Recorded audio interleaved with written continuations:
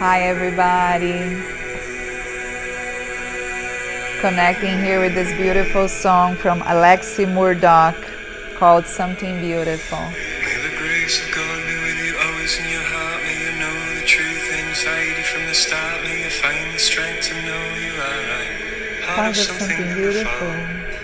May the grace of God be with you always in your heart. May you know the truth inside you from the start. May you find the strength to know you are right. Part of something beautiful. May the grace of God be with you always. Hi everybody, welcome. Welcome to this place of getting in contact with yourself. May the grace of God be with you always in your heart. May you know the truth inside you from the start. May you find the strength to know you are part of something beautiful. Welcome everybody. I'm so in love with this song from Alexis Murdoch called Something Beautiful. And this is Shirayam. I'm here again as a guest of Casa Sandra. Thank you, Abirami, so much to have me here every week. And the name of this song is Something Beautiful from Alexis Murdoch. Welcome, welcome, welcome. This song has inspired me for the last couple of weeks. And I hope you find it on YouTube. That's how I found him and listen a lot because it reminds us that we are part of something beautiful. So I'm talking to you here from the island of Mallorca in Spain. To you guys, whenever you are in the world, if you want to put here where you're listening to me from, if you are in US, in Mexico, in Chile, in Brazil. So we are here today to talk again about another very important topic, especially where, you know, how we have been going through so much lately, especially first fighting against, you know, the global crisis on ecology, and then we have this fight with this pandemic, which brought us all together into going online and learning and connecting more. And now we are in this fight against racism, which is very important. So we're all doing our part to fight racism. And today I want to talk about mind, because mind sometimes gives us these wrong ideas about reality and give us these wrong ideas about what is, you know, to live in kindness and in compassion in this planet. And I welcome you. They're listening from Cuba, from Mexico City, from Miami, from Brazil, from Chile, Cancun. Everybody welcome. And today I brought here this topic about self-observation. How self-observation can support us to get ourselves free of the bondage of thoughts, you know, of us being so we think, we believe, we act. We think, we believe, we act. We are so glued to our thinking, like our thought comes and we believe that we are our thought. So we are so glued to, you know, to the mind, and we need to have this distance from what we think and who we really are. And that's what we're going to talk about today. And I encourage you to stay to the end, because we're going to talk about some practices that can strengthen the muscle that we need to be more present, more in stillness, and to practice not obey, not believe, and not obey so automatically all our thoughts, and to learn how to listen to the thought and do not follow it so automatically. So starting from there, I want to ask you something. Are you tired of it? This is the big question that we got to ask ourselves every day when we want to change something in our mind, in our heart, in our habits, in our emotions, is that, are we tired of it?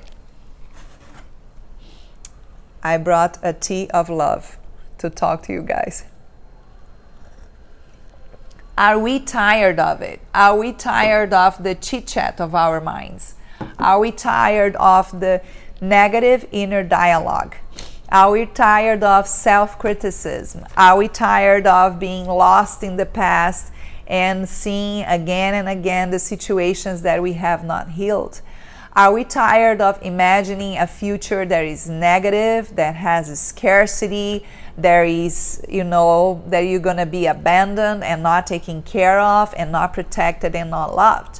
Are you tired of seeing something on TV very strong, a video that is very strong, and replaying in your head and replaying in your head, and not using these images to go into action and into change, but just using these images to hurt yourself and to put yourself on fear frozen mode?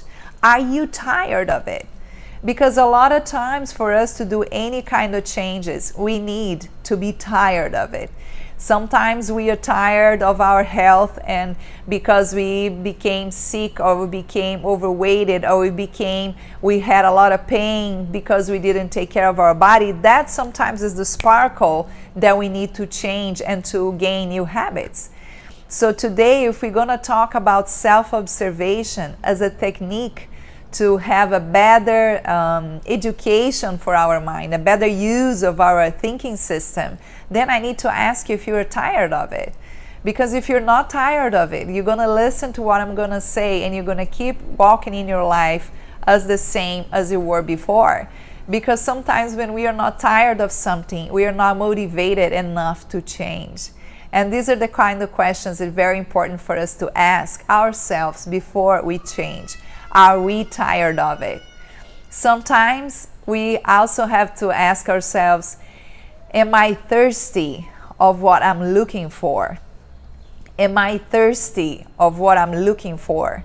Today I want to present to you some techniques that you can use and you can practice in your daily life, in your moment that you stop to take care of yourself and to do your moment, your sacred moment of self-care. But then again, you need to be thirsty of it. I don't know if you have seen enough change in the world lately that you feel inside of yourself, in your soul, in your heart, deep within, that you are thirsty, that you have seen enough, that you have seen enough hate, enough pain, enough disparity, enough injustice, and you feel tired. You feel tired of it, and also you feel thirsty of something else, of a new world. And if we are thirsty of this new world, we need to be thirsty of changing ourselves. We need to be hungry and thirsty and starving to change ourselves. And how do we start to change ourselves? Well, every single one of us will choose the way that we perceive is the best for us at this moment. And I would suggest always start with your mind. Start with your thinking. Start educating your mind and educating the way we perceive the world. How we perceive the other human being is how we're going to treat this other human being. And how we perceive ourselves is how we're going to treat ourselves. So a lot of times we have to change the perceiver, the person that is perceiving, the system, the belief system that is perceiving this world. If I am perceiving other people through their skin color, I am so wrong. I am so obsolete. I am so out of touch with reality that I really need some self-brainwash to really re-educate myself to see the world in a kinder way, to see the world with more compassion, with more, dignity. And for that, we need to practice our own brainwash. And this is what I want to bring to you guys today, to bring this possibility of your new brainwash that you can practice at home. Because if you don't brainwash yourself, then the whole world will do it, The big companies with the big brands that they want to sell you so much stuff that are not even healthy to you. Some little drinks and little sodas and little sugary stuff that they have so much marketing, and you drink that, you just poison yourself and affects your brain, affects your humor, and affects your health and affects your happiness. So you really have to be thirsty for the truth, and thirsty for change, and thirsty for freedom, and for love, and for happiness, and for all the good stuff that you can feel in life every day. If we decide to change and to practice this change.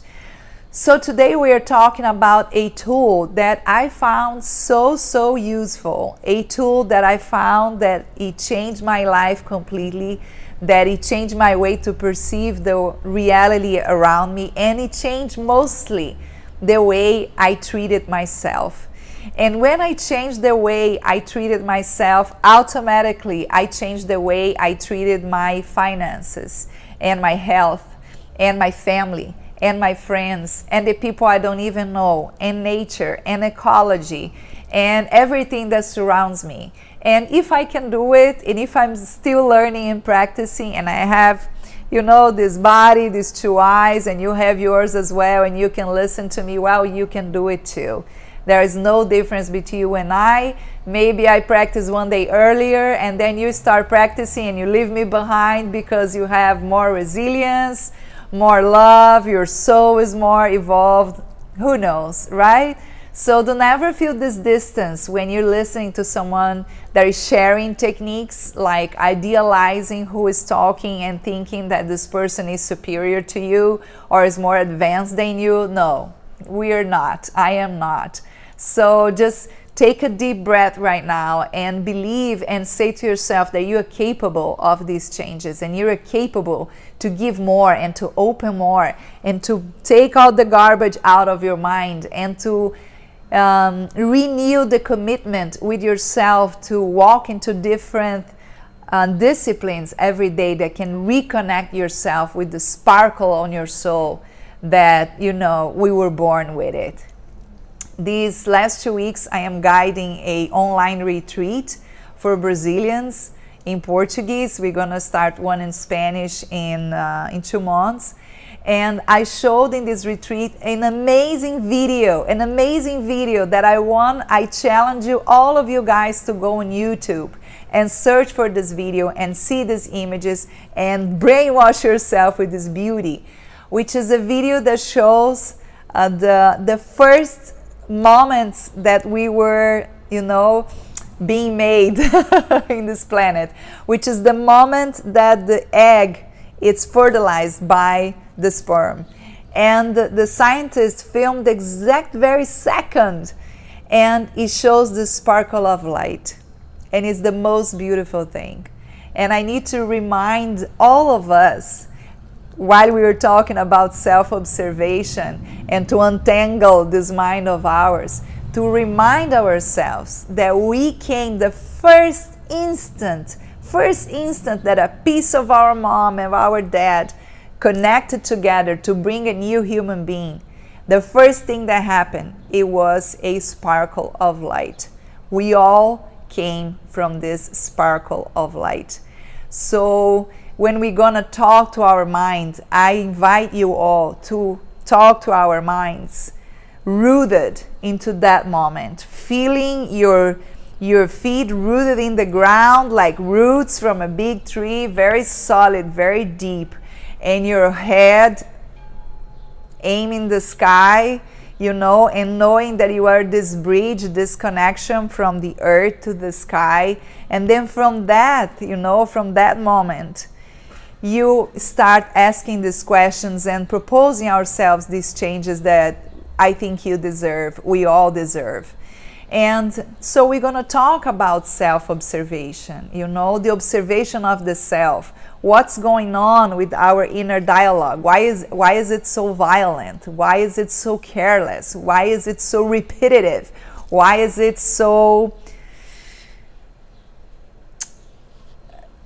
obsolete, with all this technology that is out there, with all the computers and the softwares? All of it is so obsolete compared to our brain, our consciousness. But why we are not using it, right? Why we are not having the same depth that a computer can achieve in processing the information if we have a consciousness that is so fast. Love is faster than the speed of light. You think about someone that you love and you have that feeling in your heart, and you're right there in the other side of the world, you're right there at their house, you're right there connecting to them. So we have these bells now that can confirm what we are thinking and feeling. So self-observation, you know, so I asked you if you are tired of it. If the first question, if you are tired of thinking the same way or having the same pattern of thinking, of judging and criticizing yourself, of comparing yourself with other people. So if you're tired of it, so stay in this life, because then we can continue to the next step. And the next step is, why would you change? Why would you invest time and energy to change and to find out what are the benefits of self-observation, to understand what self-observation is? You gotta have a why. Why do we go to work? Why do we open our eyes in the morning? Why we get married? Why we have kids? Why? What is behind? What is our intention? What is our intention that sometimes we get lost and we disconnect? What is the intention? So the intention here, the why, to invest time and energy on self-observation, is to free ourselves of the slavery of thinking negative, is to free ourselves of the pattern of the repetitive self-attack, is to free ourselves to the belief that we cannot educate our mind to be kinder towards ourselves. And when we are kind towards ourselves, there's no way we're not going to be kind to another human being. So this is the why that is behind it. Always when we dig deep inside ourselves, we gotta know if we're tired of the old stuff and why are we walking towards it? Why are we doing this? So I hope your why is very strong on yourself right now, that your heart is asking for it, that you have the thirst and the hunger. So self-observation. Self-observation is the art of listening to your thoughts, and not feeling identified with your thinking right away. Like, for example, right now, I feel I want to sneeze, but the sneeze doesn't come out. I'm going to take another sip of tea. I'm doing this class for you guys from outside the apartment. I can see the garden, the fig tree. We have a little palm tree here that I like it to have it on the live because it reminds me of Holbox in Mexico, in Casa Sandra. So then this cold breeze came now and I feel that I want to sneeze. So, what is self-observation? It's the capacity that we have to listen, to perceive our thinking, our thoughts, and to not feel identified with it automatically. You know, if we don't have self-observation, look what happens. Oh, thought comes, in the morning, first thing in the morning, thought comes, you're dumb, you're not gonna make it, you're ugly, oh, you're getting older, oh, your body's aching, you're so old. And then we automatically believe on it, and then we feel it. You're dumb, you're ugly, you're not gonna make it, you're a loser, oh, another hard day, oh, the world is on fire, oh my gosh, so much, we believe in everything and you're feeling it. And you wake up already in the morning, you're getting out of bed and you feel heavy and your heart is shut down, and you know, you're not connected to the inner joy, and you lose your creativity, and you lose your focus into the solution, and you just get lost, and now you gotta go for some coffee to feel alive. So when we have the practice of self-observation, maybe one change that you might experience would be this. Thought comes to visit, right? Thought comes and it says, you're a loser, you're dumb, you're ugly. And your self-observer is awake also with you. And you're not identified with the thought for a split of a second. There is this presence that comes before and says, oh, look at this thought so early in the morning into self-attack. Don't you rest a little? Lord, it's 6:30 in the morning. Come on. Right? So it's this presence that can identify that it's just a thought, and he can laugh of it. Maybe saying, oh, you're getting old. And this time, me getting old? Oh, no, honey, you have no idea about the gasoline I have inside. But it's nothing to do with doing, burpees at 6:30 in the morning. It's just a different way. So you can, not obey and show a different reality to your mind. The self-observer will say to you, oh, honey, please don't go there. Honey, stop. Enough self-attack today. Honey, you know this is not true. Sweetie, Remember another life that we're here talking together and we talk about the kind, the loving and kind inner dialogue? We're going to talk about kindness. Next Wednesday, we're going to talk about kindness. So self-observation is this ability that maybe you're driving and then comes a thought, oh, you're not going to find parking. Or you're not going to find parking. And then you just notice the thought. And you say, I'm going to see if I find it or not when I get there. And you can even go a step further and repeat, I will find parking, I will find parking, I will find parking. And then a lot of times you get there and you have this positive affirmation in your head and you find parking because you manifest what you think. So self-observation is this stillness, is this presence to the process of thinking, where you listen to what you're thinking, but you don't let this voice to talk alone. This presence is here and tells you this is just a thought. And a thought is designed to pass by, not to stay. A thought is designed to pass by, not to stay. But if I believe in the thought, it stays and it creates, a family of thoughts. So I am, you are getting old, or I'm getting old. And this is sleeping. You don't have this. The self-observation is not on. So these start to create more and more. I'm getting old and wrinkled. Oh, and white hair. Oh, and low energy. Oh, and you're going to lose flexibility. Oh, and the collagen. Oh, you're going to be saggy. And when, by the time you reach the mirror to brush your teeth, you're already 120 years old, right?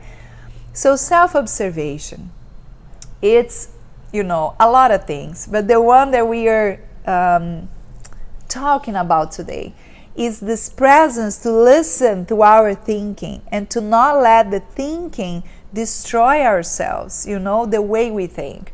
So tips for us to take a look. How can I develop a self-observer? How can I develop a self-observer? So I wrote here very specific practices that are easy. It worked for me, it worked for thousands of people, and will work for you too, right?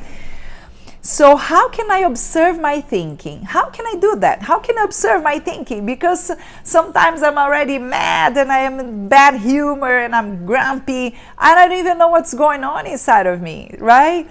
So the presence that you're going to develop is to go inside, and the eyes that are focused in the outside, just turn them in and close your eyes so you disconnect from so much projection of the vision. You just go inside and you ask yourself, always with kindness, you ask yourself, what's going on, honey? What's going on inside of you? What's going on, sweetie? And you can talk to yourself, I feel so irritated, I feel I'm so angry. What is it? Oh, it's because I had this fight with my husband, or it's because I saw this image, or it's because I bought more than I needed and I realized. So talk to yourself and listen. And then you can calm yourself down and say, let's return that item to your store. Let's apologize for your 50% on the discussion with your husband. Let's take some time out and do 10 deep breathings.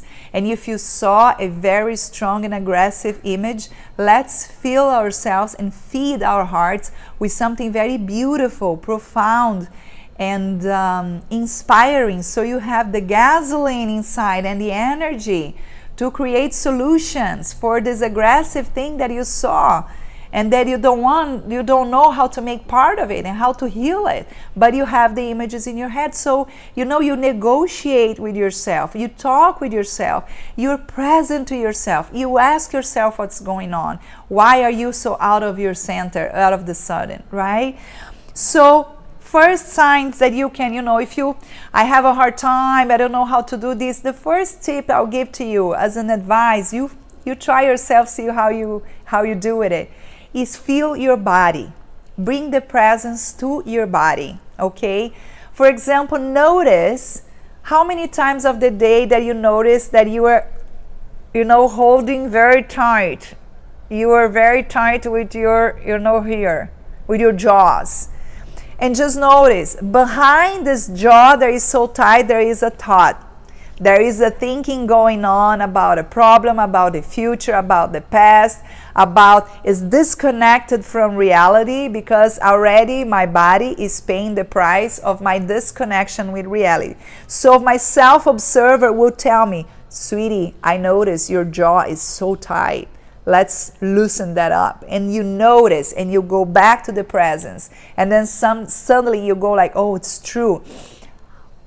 And then you just loosen your jaw and you, right, go back to the body. The body is always in the present moment. So if you're absent and you start, to stress your body, is going to tell you right away. He's the best friend. He's going to tell you right away if there is something wrong. Maybe you notice that your shoulders are tight. So you can go like self-observation through the body. You notice the self-observer goes, sweetie, look at your shoulders. They are so tight. And you go, oh my God, it's true. Drop it. Drop it. Drop it. Okay? Sometimes it's our stomach so tight. We are breathing so shortly. Sometimes the self-observer say, you're so tense. Just take 3 deep breaths. 3. Very deep. Just do that. So the self-observer is bringing you back to noticing yourself how you are. So this is the exercise when you anchor in your body. Some people, when they're nervous, they sweat their hands. I don't know if you are like that, right? They sweat, they have their hands sweaty. So if you notice that, you can just, go like that. And then you warm up your hands and you go back to the presence in your body, right? Some people, when they're tense, they hold the fist like this. So if you notice, self-observer is telling, sweetie, you're holding your wrists, you're doing a fist. It's not necessary. And you're just like, oh, you're right, So that's when you anchor in your body. Now, second tip, feel your emotions. The first one, feel your body. The second one, feel your emotions. Your self-observer said, you were so irritated. Suddenly you go like, you stop throwing, arrows at everyone, judging them, blaming them, and you just look inside and you say, why am I so irritated? Oh, I'm irritated because the world, your irritation does not resolve any problem in the world. We don't need your irritation. We have enough irritation going on already in ourselves and in the system of the society. We need your clarity. We need your love. We need your motivation. We need your inspiration. We need your strength. We need your peace. We need your focus. We need your intelligence. So when you notice yourself irritated and you ask yourself, feel your emotions, irritation, stop. Deep breath and ask yourself with kindness, honey, what is going on? Why you're so irritated? And then you can talk to yourself, with the third tip I'm going to leave to you right now, which is when you feel that you're irritated about a problem, you are worried, you're irritated, you are apprehensive, you're tense, you can ask yourself, what can I do about what I'm thinking right here, right now? What can I do about what I'm thinking right here, right now? This is your self-observer asking you smart, intelligent, deep questions that are rooted in reality, and asking yourself, what can I do about this? I'm so stressed out right now. Well, there are 2 answers for that question. Either you can do something about it, so you bring all that energy, because anger is energy, irritation is energy, tension is energy. You refocus that energy instead of self-attack into solution with that problem. Who am I going to call? Which petition do I have to sign? Where do I have to send that text message asking for justice? Where do I have to post? What is the hashtag that I want to be with the entire planet? Focus in the solution. So bringing that stress, that anxiety, that anger into action, to positive action, right? So feel your body, feel your emotions, and observe your thinking, and ask yourself, what can I do about what I'm thinking right here and right now. Right here and right now. And there's nothing you can do about it right here, right now. You focus in this very moment. Maybe you're eating and you bring the attention into your chewing. Chew with presence and feel, your self-observation is going to say, bring your attention into chewing. Bring your attention into swallowing. You have to understand that the mind cannot be in two places at the same time. Either you think of this or you think of this. You cannot think of two things at the same time. So if you bring your attention while you're chewing, your attention is going to go into feelings, feeling the taste, the flavor, there's a word for this in English. I think it's called savoring. It's a beautiful word I'm learning. And then you feel the taste, and then, you smell it, and then your mental system starts to relax because it's putting attention to something that you have control, that you actually have control on how to chew your food. And then you relax, and then you calm down, and then you take a deep breath, and your self-observer is there guiding you. Not if you don't have a self-observer, what's going to happen? I'm so irritated. I'm so angry. I need to eat something. I'm going to eat an entire box of chocolate, and then I'm going to eat a whole bowl of ice cream. And then I'm going to all the sugar of the world, because you go sugar high and sugar down, and your emotions go with it, and and then we're lost. And then things just go down the road. Right? But if your self-observer is there, is going to say, sweetie, you have so much tension accumulated. I think it's time for you to go out for a run. You love to run. It's a good thing for you. It takes all the tensions out. You put your mask. You are in a safe zone. It's a safe time of the day, or, you just go out for a run. But the self-observer is right there. As your best friend, is not attacking you, but it's just with you. And you get used to ask yourself, ask this self-observer, ask this inner friend of, what can I do right now to unload the tensions? What can I do now to unleash this anger in a positive way, right? How can I do to feel more inspired to offer to community, to society, more relief, more ideas, to participate, to make it better, right? Another tip, observe your actions. To develop our self-observer, it's very important for us to notice our actions. Notice if sometimes you were out of yourself, and then you're driving, you're lost. You're like, where am I? Oh, I just lost the street. I had to make a right here. Oh, I lost the exit. I missed it. Why? Because our mind was only listening to this side, not the self-observer, but the mechanic, negative, repetitive thinking. So we're like, oh my gosh, I'm not gonna make it, the economy, I'm gonna get sick, I'm not gonna be able to resolve this challenge, and this is the world, and then there goes the street. And all this worry did not help one single person in this planet, not one. And you just miss the street. And you have to go around, you feel more tense, you get late to your appointment, you spend more gasoline, time, energy, your life, a little bit of your life just went away because you're thinking and believing what you're thinking and feeling resentful, and you're not present. So your self-observer is that presence that look at your actions. You forgot your keys at home, then you forgot your wallet, then you forgot your phone at the supermarket cashier, and then you forgot, and it's just out of not being present. So the self-observer is that one that says, okay, we are leaving the house right now. Where are my keys? Where is my wallet? I'm leaving the office. Am I leaving anything behind? I'm leaving the Uber. I'm getting out of the car. Did I leave anything behind? This presence that takes care of you. So pay attention in your actions. Sometimes you go to bed and you ask yourself, did I brush my teeth? Have you done that? Did I brush my teeth? Because we are so out of it, so disconnected, that you don't remember if we brush our teeth or not before we go to bed. Some people are like, did I take a shower today? Right? So self-observer is always there observing your feelings, your emotions, your thinking, your actions. And another one, observe your results. Observe your results.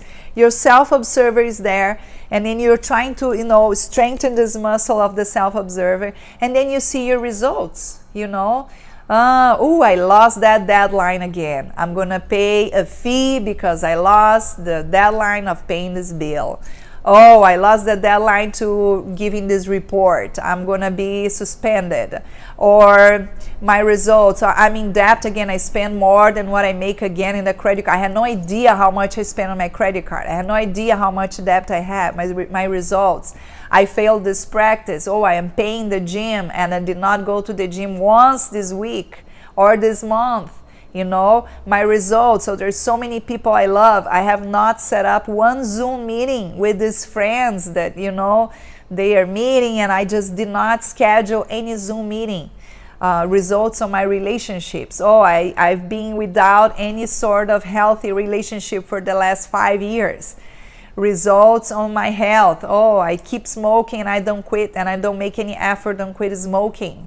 Or, so take a look at your results on your relationships, on your finance, on your health. So self-observation will be like, how did I end up here? How did I end up here? How did I end up with, I don't know, I'm going to say it out loud, some diseases, please nobody feel offended. How did I end up here with this diabetes, sugar and lack of exercise? How did I end up here with this huge debt? How did I end up here with, not talking with my five best friends because I had a fight with all of them? How did I end up here? So self-observation, it's a kind look into ourselves. And for me, it has always to start with what I said on the beginning, with our thinking. When we perceive that, the anger, the misconception of reality is coming, that we are thinking it's always aggressive, competitive, negative, with self-attack, this other voice of the self-observer has always to be there. And you can make this fun. Sometimes it comes a thought of comparing me with another person. Like thought comes, oh, this other person is doing so much better than you. And I sometimes, when I'm in my center, when I'm present and in stillness with myself, the second thought was like, oh my God, here we go again, comparing yourself with another person. Again, oh my gosh, I am so bored of it. Comparing yourself to another person is not even creative. It's like from the time of the dinosaurs. Please come up with something new. And I can even laugh at it because I listened to my thought and I did not connect it right away and believed on it so automatically. Oh, this person is better than me. Oh, really? How are you measuring that? There is a worldwide measurement. It's how tall, how heavy, how blue eyes. What is it? So I can, undo the thinking right there and showing myself how ridiculous or how unreal is what I'm thinking on that moment. But because the self-observer is up. So every day you can start with a new practice. Maybe you're seeing the body, the self-observer, and the body is so tense, and you go inside and you ask yourself, what's going on? What kind of thinking is making me, have my jaw so tight? Is that I'm not good enough? This is the number one thought in the world. You know that? This is the number one thought in the world. There is the most repetitive thought that everybody has at some point in their lives. It's the I am not good enough. I am not good enough is the base. So when our self-observer it's on, that thought comes, it brings you clarity right away. Me, I'm not good enough? Not good enough for what? What do you mean I'm not good enough? I am here trying my best with all I can.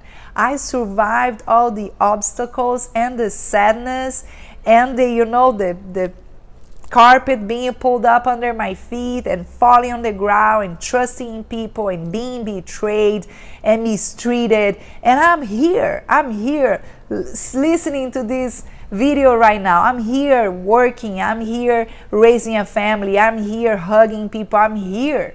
What do you mean I'm not good enough? Of course I'm good enough. I'm alive, I'm breathing, I'm part of this world. I have the freedom to go up and down, to talk, to speak, to change, to start again. So you do not let that thought grow inside of you and create, oh yeah, I'm not good enough because I don't make this much money, I don't drive this kind of car, I don't have this kind of hair, I don't belong to this kind of family, I don't live in this neighborhood. Do not let the thought keep on going, because it's going to create a whole scenario about how you're not good enough because you didn't have the friendly self-observer on your side stopping it right there. And sometimes you're even going to be firm with yourself. You're going to be, the thought is coming, you're going to go, shh, I don't have time for you right now. Shh, I'm focusing my life. You know, the thought comes, you ugly. Oh, come on, please give me a break. I have more to do. I have so much more to do than believing in this thinking. You know what I mean? Oh, please, I'm writing this thing in the computer. I don't have, go for a walk. Go for a walk. Self-judgment talk. Go for a walk. Go for a swim in the ocean, right? You go right there. Cool off your head. Leave me alone. You can even have this like, these jokes. You can do anything you want. Just do not follow it. Just do not believe on it. Just do not let it grow inside of you. Bring the self-observation, this presence and this stillness that inside of you, you will perceive when the thought comes that that thought is not you. You are not what you think. You are not what you think. We are not what we think. We are not what we think. We are not this body. We are not our concepts. We are much deeper than that. So I invite you guys to all go deep into this practice and write to us what you felt about it, and raise this best friend of yours, the self-observer. Do your practice, and next Wednesday I'll be here to talk about kindness and how can kindness change our life completely. Thank you so much for everybody that is here and everybody who will see this recording later. Have a beautiful life with your new best friend, self-observer, and see you next Wednesday.